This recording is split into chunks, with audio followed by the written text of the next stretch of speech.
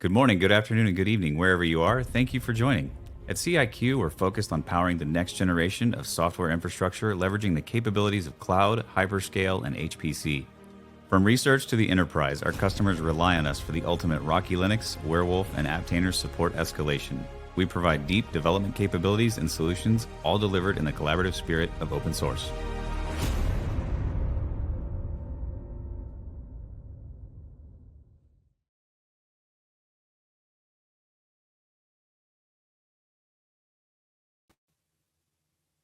Hey, hey, thanks for being Hey there, here. How's it Rose. going?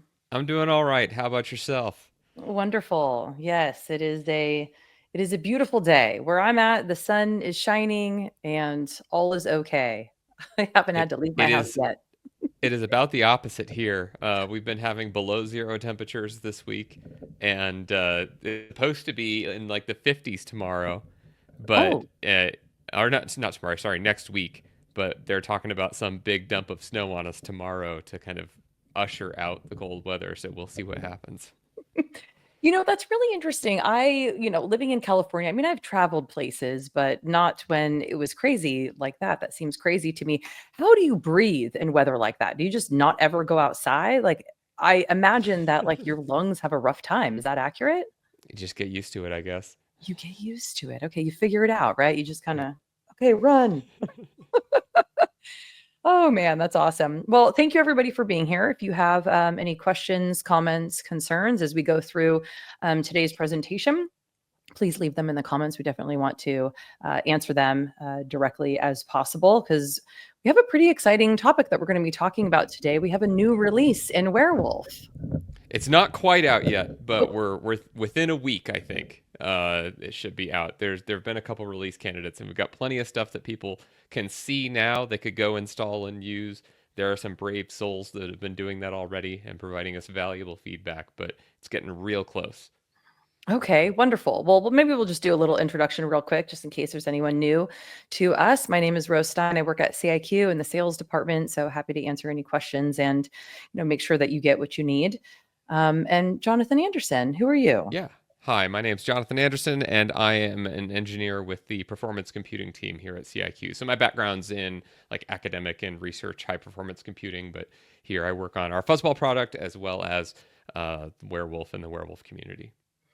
Okay, so maybe you want to do like a little overview of Werewolf, and sometimes it's good to just kind of highlight the difference between what it means to work at a company that supports an open source project and what it means to kind of be involved in the open source project. I'd love to hear a little bit more about that too. Yeah, for sure. So, Werewolf is a cluster management and provisioning system. So, it lets you kind of deploy one server with one source of truth that knows everything about your cluster. And then you put other compute resources, or it doesn't have to be compute, but commonly compute resources on your cluster or on a network, turn them on, they check in with the server, get the operating system and the configuration that they should have, and turn on statelessly, and go from kind of a single server to a many hundred or thousand node cluster in minutes, and not have to worry a big deal about configuration drift, things changing on one node and not being propagated to other nodes. Everything is just kind of a reboot away from just being clean and pristine the way you want it to be. Ends up being a pretty good situation for most people. Um, in terms of the company versus the community side of things, so Werewolf is an open source project. We sell support and services for it here at CIQ, and we do a little bit around the edges of providing like custom node images and things like that for our customers, and developing custom overlays for them. But a lot of the development is done in the open with the community. And so we're big players in that, CIQ. And so my participation in that community is a sponsored effort of CIQ. But we have collaborators from Intel and OpenHPC and SUSE, and a few other from like the user community that are either users of the system or users of Werewolf and have a vested interest in its success, or are selling support services for it themselves, which is, great, all in the community. It is great, and so thank you to everyone who is involved in the community. I mean, any open source project that is widely used needs people behind the scenes, kind of managing and taking care of things.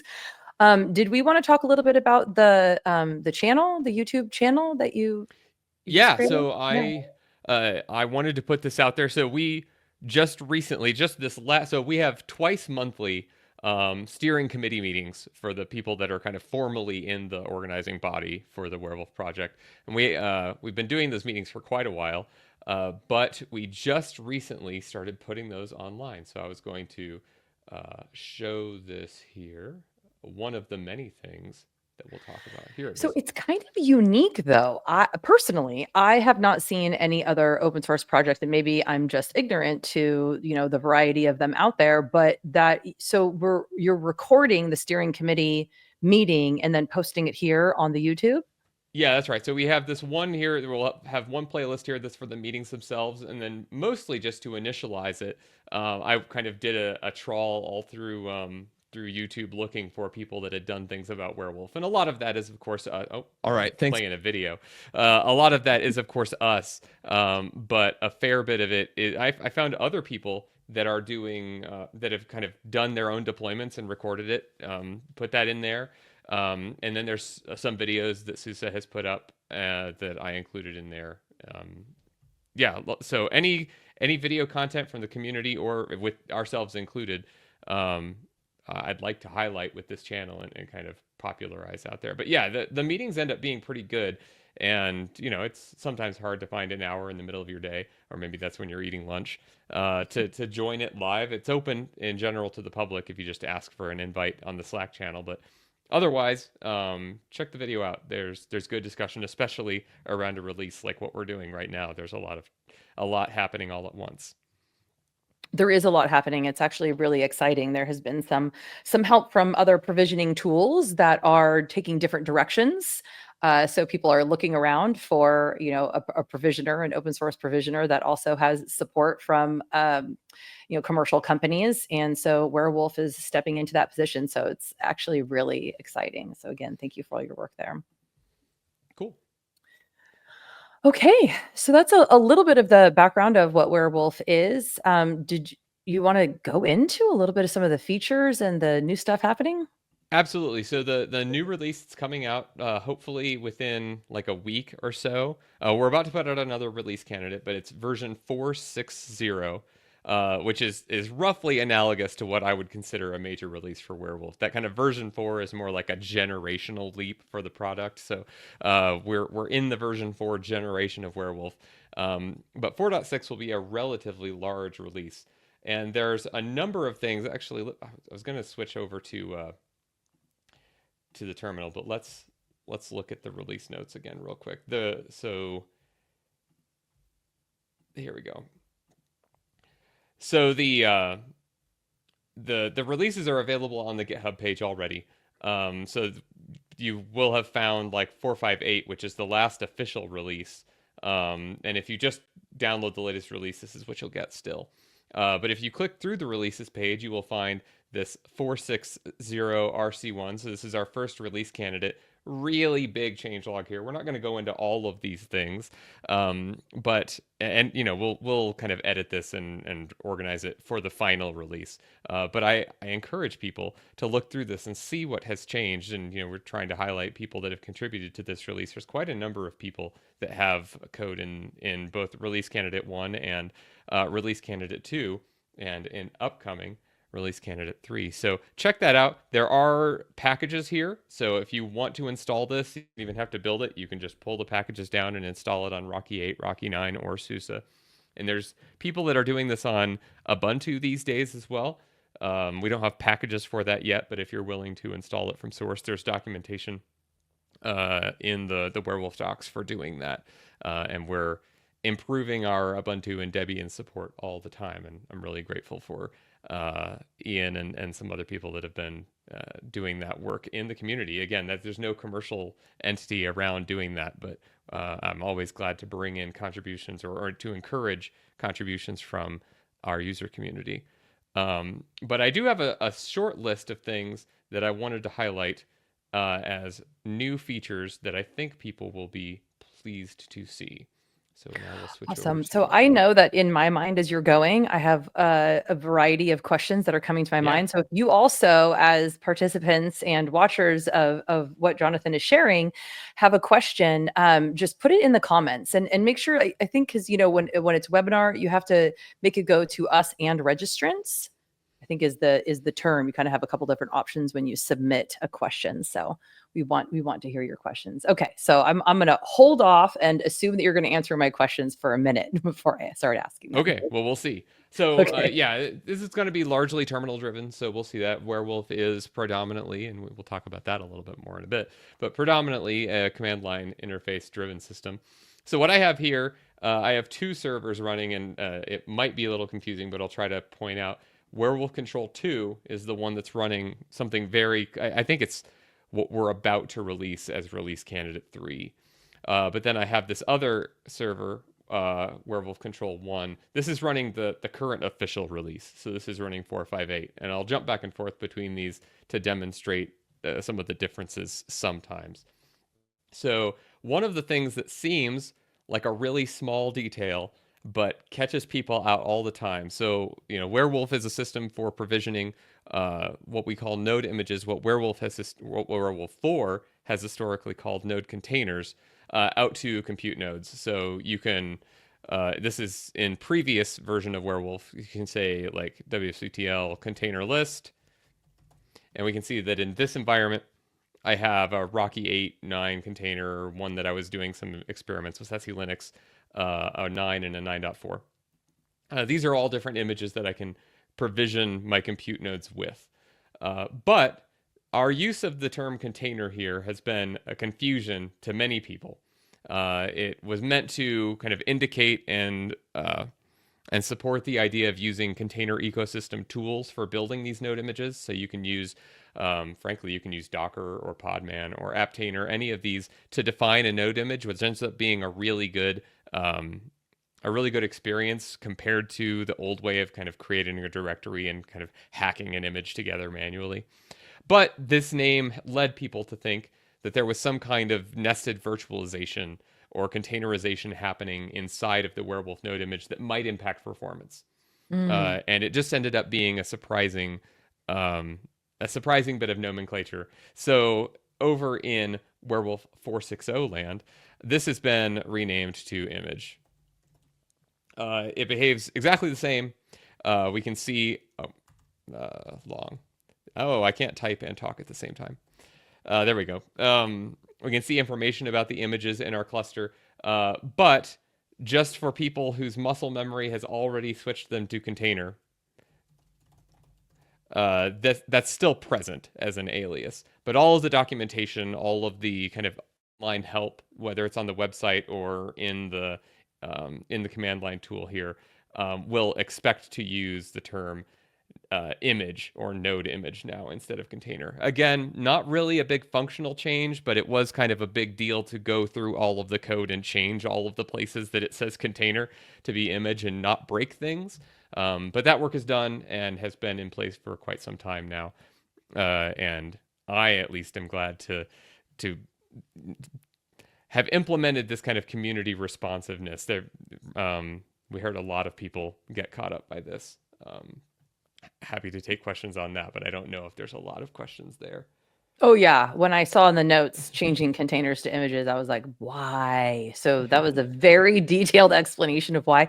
It does make sense. There is some confusion about, you know, a container and what that means, and yeah. So thank you for simplifying that. I mean, I guess why image then, but I guess it doesn't. Really image is at least a more historically that name has been used in situations like this for a long time.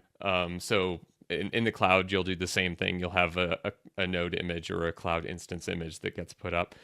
So that terminology is a bit more common for this kind of use case. It might seem strange from the outside, but yeah, there's at least precedent for it. Great. Appreciate that. Thank you. Yeah, one thing that might be useful to go into here is that Warewulf 4.6.0 comes with some more native support for managing upgrades from previous versions. Than in the past, you kind of had to deploy the image, or sorry, deploy the new version is what I mean to say. and read the release notes, because maybe there would be changes to the configuration files that you needed to go make manually.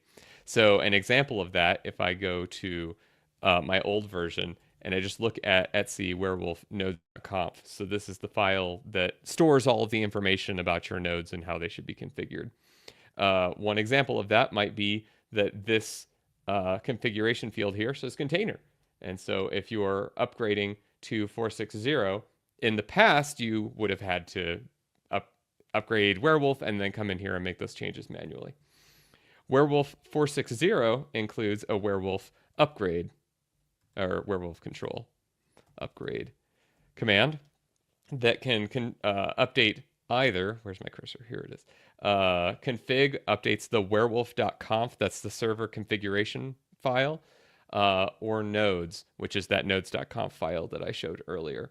So using this command, we can automatically load a config from another version of Warewulf, and the target here is to support any previous version of Warewulf's config file that you might bring to it, and convert it to a version that is compatible with Warewulf 4.6.0 and going forward with whatever the current version of Warewulf that you have is.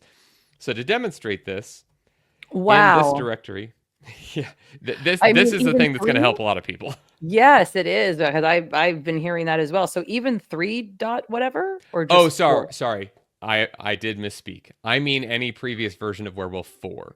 So we went back through the whole code history of the Warewulf 4 generation of the system, and we're migrating from that. So thank you for calling that out. No, this is not a 3 to 4 migration tool. But in this directory, I have copies of the warewulf.conf and the nodes.conf from that other environment, from the one that's running 4.5.8.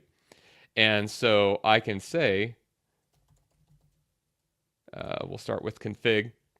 So normally you could just run this and it would upgrade the configuration file in the location that it is on this, like the normal location on the system. Here, I'm specifying an input path because I want to upgrade this specific one that's in this directory, and then an output path because I don't want to overwrite that file. I want to write it out to a new location, just so we can compare what it's going to do.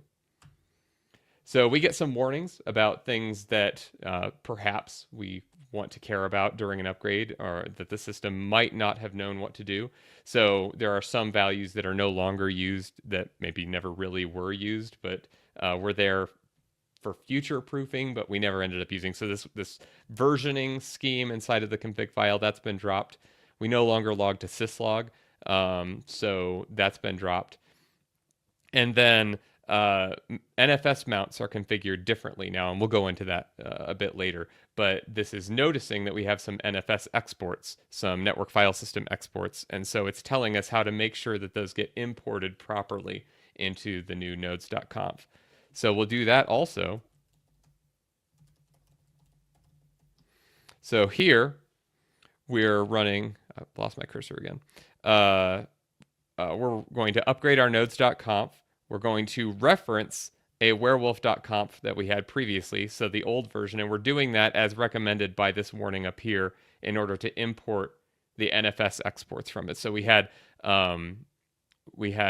network file system exports in the old config file. That used to implicitly mean that those should be mounted on compute nodes. So now we're going to load that into our nodes.conf during this upgrade. We're going to read this previous config file and write it to this. Again, normally you wouldn't have to do this. We're only doing that to manage these specific files for the demonstration. And then if you run this command without these two options specified, I'll just comment them out for now, you'll be prompted that you must specify them. And you can either do it like I have here, which indicates true, or you could say false to skip that. The reason being, right now in 4.6.0, we're in a point where these two changes are relatively large, and you might not necessarily want to apply these in the future or every time you run an upgrade, but we don't know when we're doing this upgrade whether you want this kind of change made to your config. So this is now defaults used to be compiled into Warewulf. They just were there, whether you said them or not. Now we expect all of those default settings to be on a default profile. So this is whether you want to do that during this upgrade. We're going to leave that true.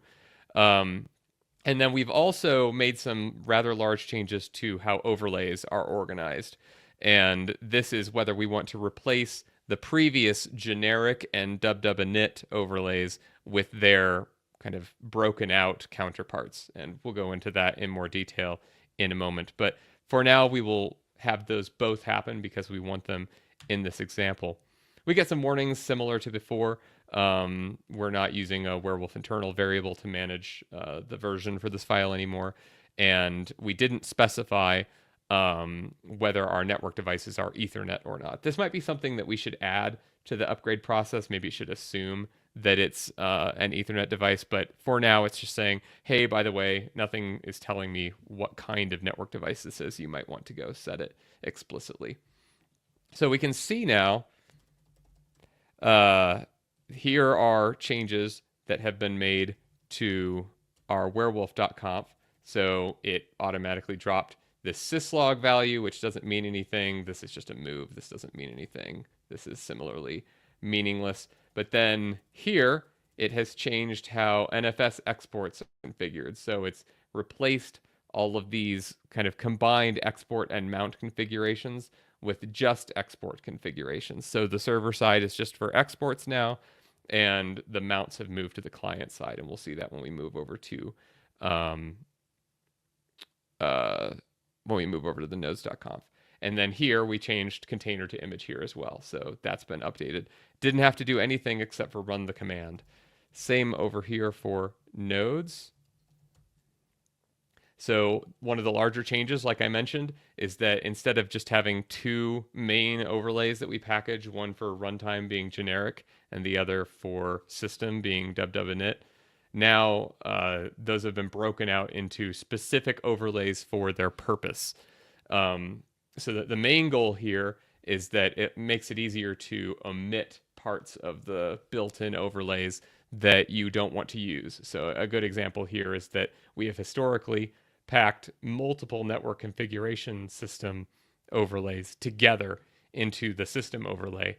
But if you're only using Network Manager, you don't want ifconfig or Debian interfaces or the SUSE Wicked system. So you can just remove those now from your configuration rather than having to go modify the built-in overlays. Other smaller things that have been changed here, kernel args are now specified as a list instead of a string, just like a one value. That makes it easier to move mix and match kernel arguments from profiles and nodes. And a bunch of other things. Here is where those NFS client mounts are now configured. So lots of detail here that people running 4.6.0 should read about in the release notes when they're published with the final release. But the main goal here is to demonstrate you don't have to read up on all of that to move to 4.6.0 up front anymore.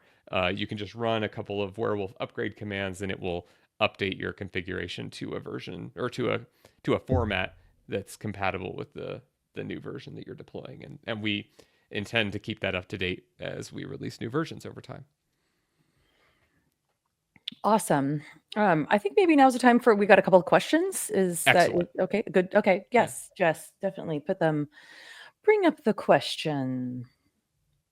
Okay. Hello, Tobias. Will that upgrade tool also handle the changes in distribution overlay layout? For example, the separation of the default WW init overlay into smaller overlays for individual components? Yeah, so that's precisely what this replace overlays flag is doing.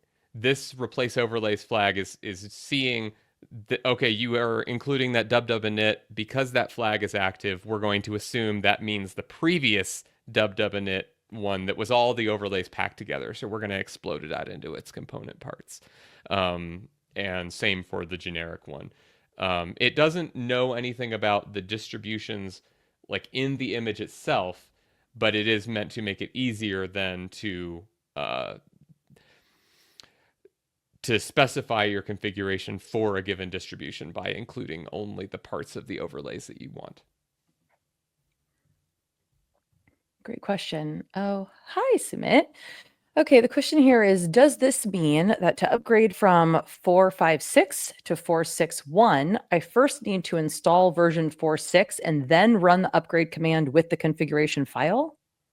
So that's correct. If you have a configuration from 4.5.6, then you run this command to update the configuration. So that's I imagine the question is because people might expect that the upgrade command would upgrade Warewulf itself and not just the configuration. That might be, yeah, this it might be worth considering before we put out the final release, renaming this command to like update comp or upgrade comp or something like that to avoid that confusion. Because I could see that this does not upgrade Warewulf the program.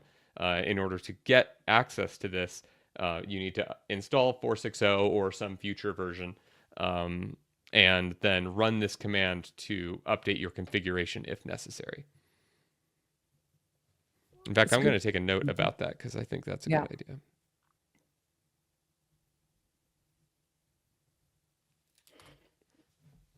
And then so 4.6.0 is going to be the first one that you can use this upgrade command with. Yeah, in theory, people could do it now. They can install the release candidate and it's there, and working as you can see right now. But the first actual like official release that has that command in it will be 4.6.0.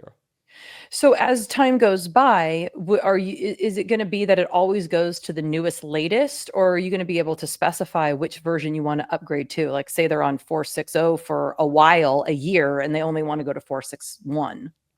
Yeah, so at that point, they just install the 4.6.1 package, and the version of the upgrade command that comes with that package would update to the version that they're running. So it'll always try to munge into the version of Warewulf that is installed, but it won't be able to downgrade. If you were running 4.7.0 in some future and wanted to backport to 4.6.0, the 4.7.0 or the 4.6.0 upgrade command won't know how to import necessarily the config from 4.0. So it's one direction, it goes up only. Okay, that makes sense. But if you did want to go backwards, you would just then install the lower one and do an update to there. Well, you'd probably need to do the updates manually at that point because Yeah. the 4.6.0 version of the upgrade command wouldn't know how to read a 4.7.0 config file. Right. Okay. Yeah. Thank you for all that clarification. Those are Yeah, good, no good problem. questions. More questions or on to the next thing? What do we think? I think. Oh, yeah. Here's another one. Oh, hey, Ian.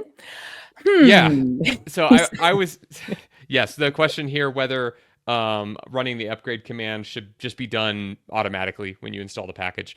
It's possible, but especially like right now, because we have these flags like add defaults and replace overlays that we explicitly are wanting the user to specify what they want in so doing. I wouldn't want to do it yet, I think. I was thinking of that as I was saying it and as I was responding to the person previously asking if you'd have to run the commands manually. But I would find it hard to advocate for at this point just because there's just enough like manual like decision making required in running that command, and people might not want their config file to just be upgraded. Though maybe what we could do is run an upgrade but then write the file to a new location, rather than actually replacing the one and then just telling people, hey, if you want to use the new config file, just move these in place. I don't know. But that's not that much more than running the command in the first place. Yeah. Well, this really highlights your responsiveness to the community and wanting to make sure that the product is something that people are needing and wanting and are as, simplified as possible for them. So if any of you guys have any interest in getting involved with the community or have some suggestions onto kind of the questions that Jonathan is kind of speaking out loud as he's thinking more about how to, continue to improve Warewulf. The community is a great place to be. So maybe Jess, if you wouldn't mind just putting the community, the Warewulf community Slack link in the chat below, because that's a great place to get involved and ask questions and let your concerns be heard. Yeah, the Werewolf community is kind of a perfect sweet spot of an open source community to get involved in. If you're anything like a Werewolf user, the code is reasonably approachable. I hadn't done any Golang before I got involved in Werewolf, or barely any, and it's been an easy project to get involved with. And we do everything we can to prioritize responsiveness to our user community. So come join the Slack, talk about things, submit some pull requests. We'd love to have you. Yeah.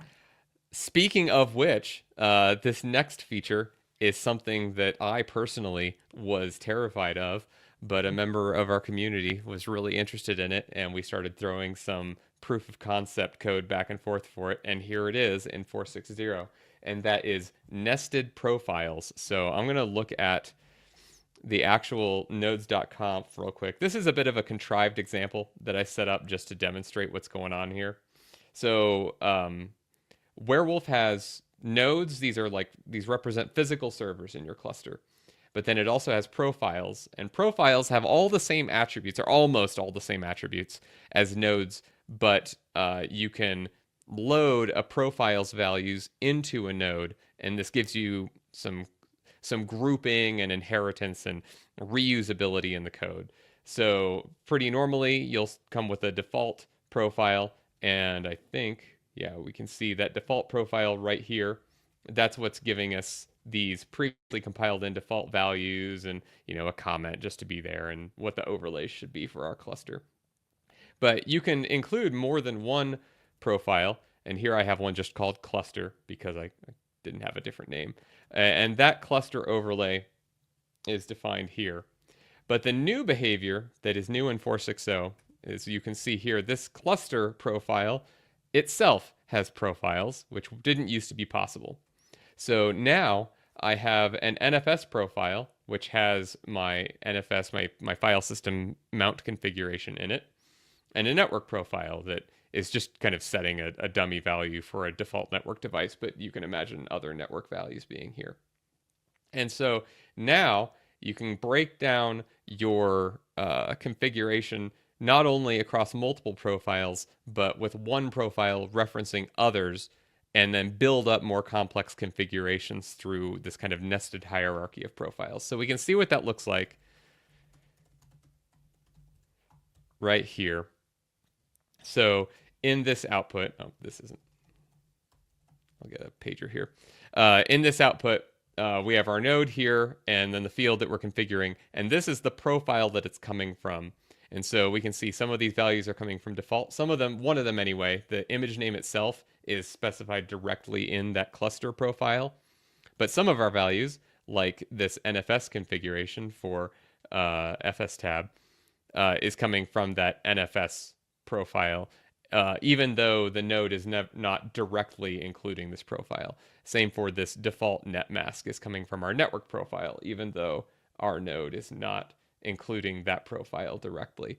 So again, this frightened me a little bit to get in the code, but we've got a lot of tests around it. It seems to be working well, and eager to get this in people's hands and see what they make use of it. The one person in particular in the community, he's excited to kind of rebuild his environment around this functionality once it's released, and I'm eager to see what people do with it. So I imagine there's lots of different things that you can do with it, but what is he wanting to do with it? What's the value to him? Does this allow you to have, like, manage multiple clusters doing different things from the same place? So you could imagine, like, if you have, it's more just like clarity in your configuration. If you have, like what I've done here, I imagine he'll want to do something like this, where he'll have one profile that specifies, I want to have these file systems mounted, and then another one that says that maybe multiple profiles that are for different networks. So I have one that's on the network in this building, or one that's on the network in this building, or this high performance network, or that high performance network. Make one profile for each of them. And in the past, if you then wanted to configure your nodes, each node needed to say, okay, I have this network and I have this, I have these file systems mounted, and it had to reference all of those profiles. You could do that before, but then that node would have like this ever increasingly long list of profiles for the different bits of configuration that it had.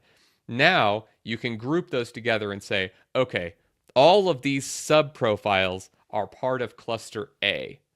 And so Mhm. I can make a profile that is cluster A, and cluster A has all these other profiles that go with it. This other cluster, cluster B, has a different set of profiles, and cluster C has another set of profiles. And then you configure those profiles once, and now all you have to do to add a node to that cluster is assign it to that one profile, instead of Mm. have to manage that list of profiles for each node that needs to access those things. That's the idea. But it kind of presupposes a relatively heterogeneous and complex environment that you're doing with one werewolf cluster. Maybe more typical would be to have a werewolf cluster for each environment, and then this wouldn't be as useful. But some people are very far down the werewolf rabbit hole and have one big master werewolf environment that does all of their infrastructure. And we wanted to support that. So here it is. Awesome. Thank you for that. Oh my. Any questions there, or moving on to the next thing? I don't see any, so Okay. we will carry on. If you do have questions, put them in the chat and we'll get to them. So the next one solves a pretty big group of trouble that people have been having, similar to what's been going on with node image versus versus container. But this one is a bit more of a functional change. So when you boot a node, not just with Warewulf, but any node in any environment like this, you need an image. You need something that all your software is in, that your kind of basic commands, not necessarily the end user software that might come from containers or that might come from a file system that you mount in, but the programs of the operating system itself. You need an image for that, and then you also need a kernel that usually goes with that. When you just install Linux on a server, you'll get an operating system image and a kernel all together. But when you're doing this over the network, you have to care about where your kernel is, because it's not just on your hard drive, it's not just on your server, it has to come from somewhere. Mhm. And so one of the big innovations in Warewulf 4 is that instead of just having to manage those kernels separately, you can get that kernel directly out of your image. And so when the Warewulf server boots, it says, okay, you have this image, but you need a kernel. Oh, I'll look in that image and I'll see if there's a kernel there. And if there is one, then it serves that out. Because that's a relatively recent innovation, I think it's even beyond like the first release of Warewulf 4. I think that first came about in Warewulf 4.2 or 4.3. Okay. Warewulf 4 has also had support for the first way of doing it, where instead of loading the kernel from your image, you would give Warewulf an explicit kernel and then hand that kernel out to nodes when it booted. But it had to be compatible with the image, and there was a lot of effort in making sure that it was a kernel that worked with the image and that it was that it was upgraded at the same time. But over time, that automatic detection got better and better and better. And the fact that you could import kernels directly into Warewulf just ended up being a confusion for people. Every time someone would just go down the quick start and they'd reach the point where it said, and now you can import a kernel, that is where people would break. And we would just have to tell them, skip that part and it will just work. And then they would have a great time. So the first part of this is that whole kernel import process completely gone, removed from the docs, removed from the code. There are ways to do the same thing, but it's all part of the auto detection path now. But what we couldn't do before with auto detection is if your image had multiple kernels in it, you couldn't explicitly say which kernel to boot. And now you can. So the way that works, and finally I can put some stuff on the screen for this, we now see kernels as a sub-function of images.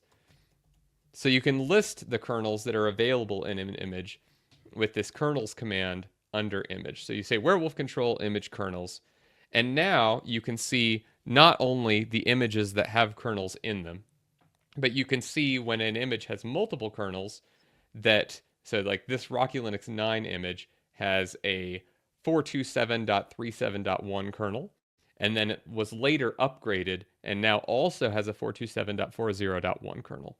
In the past, we would have told people, well, go and remove the old one from your image to make sure that Warewulf boots the new one. But now we can see in this list which one Warewulf is detecting. It says that this one here is the default kernel for this image. We see that one of our nodes is booting it. But if we specify to a node that we want to boot either this kernel, we can give it by a path, or this kernel, we can give it by a version, then it will boot that older kernel from this image explicitly. So I could say, for example, ctl node set www node 1, which is the name of my node, and then kernel version is this parameter. It knows that this node has the Rocky Linux 9 image set. So when I tab complete here, it's only going to show me kernel versions for the image that's already loaded. If I didn't have an image set, then it would, I forget if it doesn't show you any or if it shows you for all of them. But in any case, if you have an image set, it does the right thing. And so we can either specify it by a version number, or we can specify it by a path if we want to get really specific. Maybe you have a debug kernel of the same version, so you need to specify the explicit path to it. So this is what allowed us to remove the functionality of importing explicit kernels into Warewulf, which just ended up being a bunch of confusion for people, because now you have all of the same flexibility of loading a specific kernel during boot for a specific node, but it's all baked into the kernel auto detection features inside of Warewulf, and ends up being, again, a really good situation, and just works for the common case and lets you be precise when you need to make an exception. This is awesome. Is this something that you would then manage inside the profile? So yeah, you can absolutely do this in the profile, or you can set it in the node, either way. So normally you will just leave it and it will detect the newest one. And so one of the things we did here was brought in some third-party code that is allowing us to detect which of these version numbers is the highest version number. But if you are setting it explicitly, most of the time you would set it in the profile, like you said, the same one that says what image to use, maybe. But then if you want to try a newer kernel on a single node, let's say, you can set that value specifically on a node, reboot that node, and it will use a different kernel from the image before you roll it out to the rest of your nodes. Wow, that's got to be very helpful. Yes. For a lot of people. We were very excited to get this in. Yes. Yeah. So I see here that there's like a lot more things that we can talk about. Do we want to keep going, or do we want to like leave a little suspense and maybe do another one when 4.6 comes out? I will leave that to you. Maybe I'll talk about overlays. Okay, perfect.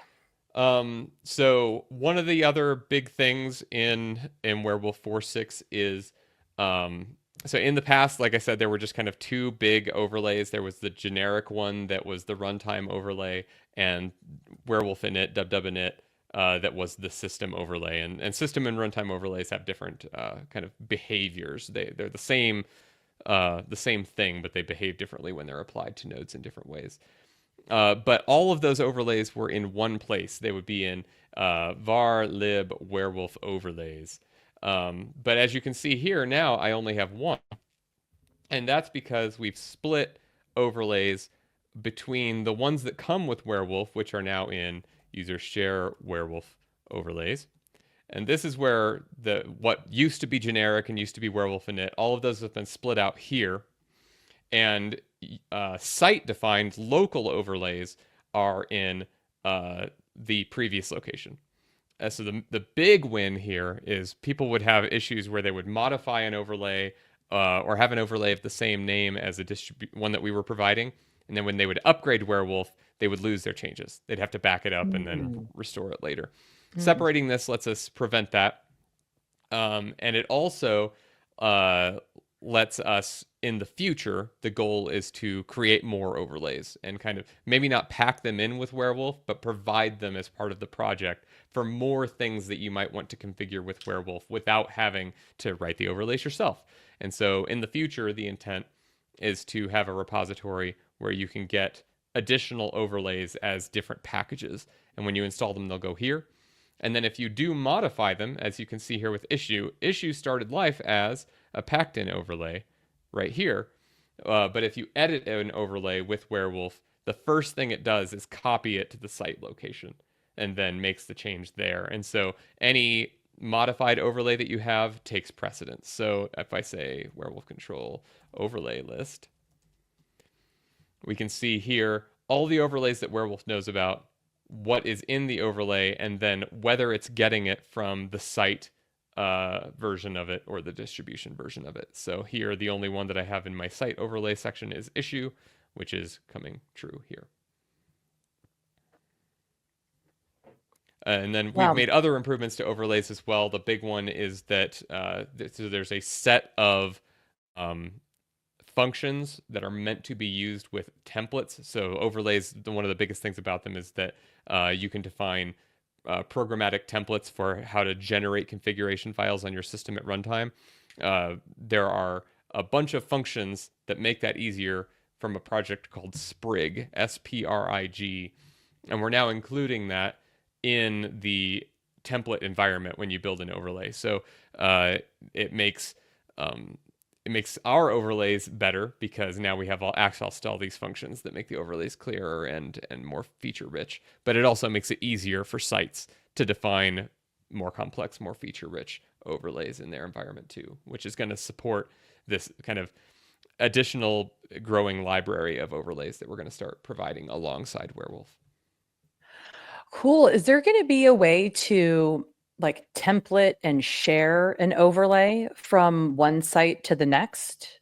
Yes. So Warewulf templates, or sorry, Warewulf overlays already have templates. So what we have been increasingly encouraging people to do is, so go to our nodes thing here. So Warewulf nodes and profiles, and nodes inheriting from profiles, as well as network devices and a few other things, can have tags on them.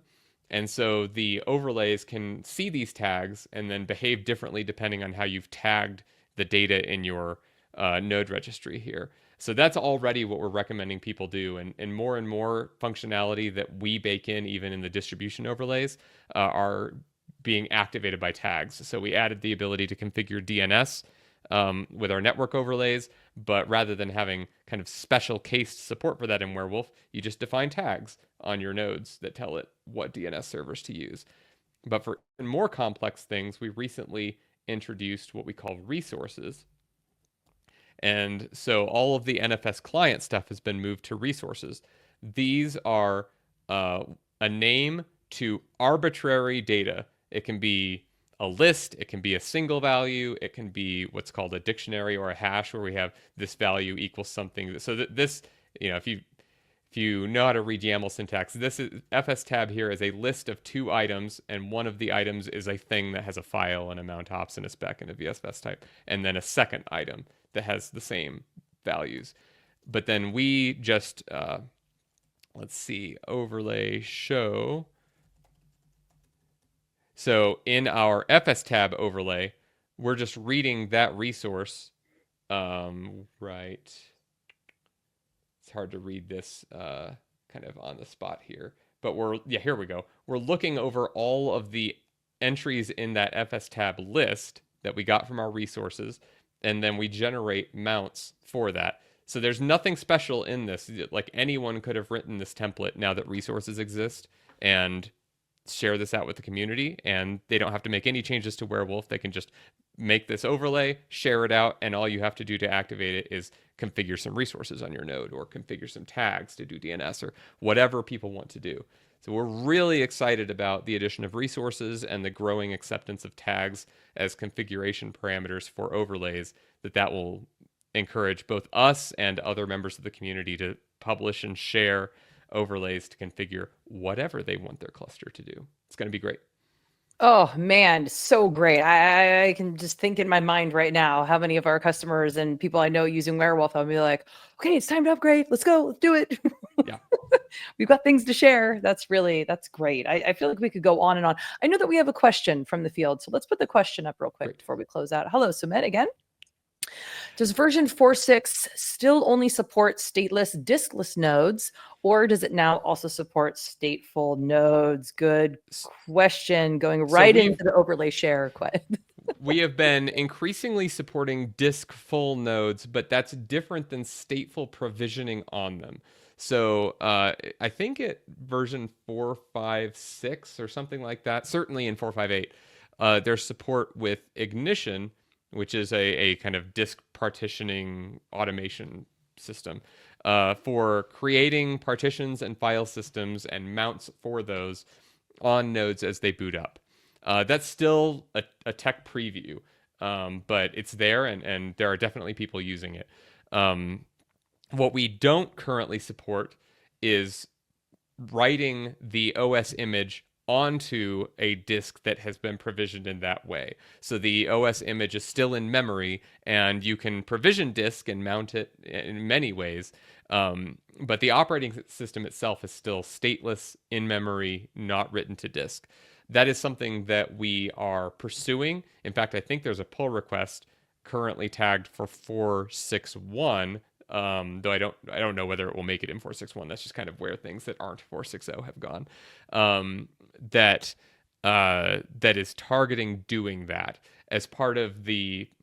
If you've been following some developments in the two-phase boot process for Warewulf, the current plan, the current kind of tact for that is to do that write of the image during the Dracket stage. So when we have our kind of first stage intermediate image running, then that thing would pull the image from the Warewulf server and write it to disk rather than to memory. But we're still working that out, and finding the best way to do that has the fewest caveats and exceptions for people. So we do expect that to happen eventually, but it's not there in 4.6.0. Awesome. Those are some really great questions. Jonathan, my goodness, thank you so much for your time. I think that we definitely are going to need to do this again in a couple of weeks. I think before we go, though, we did promise a sneak peek, Oh. and I probably shouldn't tease that and then not do anything. So this won't be in 4.6.0, but something that we CIQ intend to contribute to the project, hopefully for merging shortly after 4.6.0. Is a REST API for Warewulf that we need for other work that we're doing. But I just wanted to put that up here. This is a little bit out of date. This has not been rebased to the current work that's in 4.6.0 today. So you'll notice, like, for example, it still says container here instead of image. So this is running in a slightly older build before some of the changes that have come in more recently. But this here is just a REST API with kind of an automatically generated web interface for it, that you could, like the example that I did before, is you could run a curl against this to get the nodes that are in your cluster. Oh, I need a password. There we go.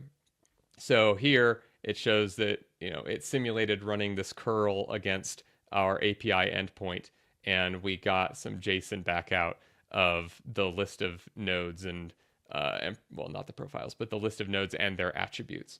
And we're filling this out. We've got nodes, we've got containers, what will become images up there. And then overlays and profiles are kind of the four main entities that we're focusing on in this API so far. It's relatively complete within that scope. You can do things like build overlays. You can't edit overlays today, but you can add and remove things from overlays and update nodes. We're excited to get this out into the community and then build additional functionality on top of it. But since we kind of teased this in the description of the webinar, wanted to make sure we didn't leave without at least showing that it is a thing that exists. That is awesome. I was going to mention it, but I didn't realize that we were able to show it. So it's just beautiful. This far. There are other things that I would love to be able to show, but they're not ready yet. Yeah.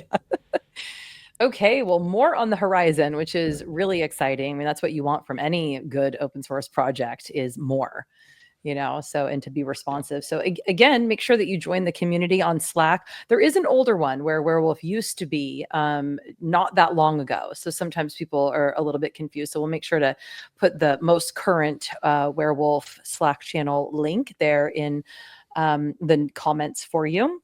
We also have the YouTube channel. We would love for you guys to be a part of it. If you have any questions, feel free to reach out to ciq.com. We offer training for Warewulf, which is really wonderful. You can kind of like sit down one-on-one and go through, everything about it. We also offer support, as well as kind of building out your cluster for you, helping you really envision and think about what it is that you want to do and how you want to set it up and help you set it up. So lots of options for you. And then of course on the horizon is that beautiful, we're calling it REST API. Okay. So GUI's out. No more GUI talk, huh? No. So what you saw was not the GUI. The REST it's a technical term, but it's a type of API. So yeah, the goal is to provide a web interface atop that, but the REST API is a requisite for building a web interface on top of it. Okay. Well, thank you for that clarification. Now I get it.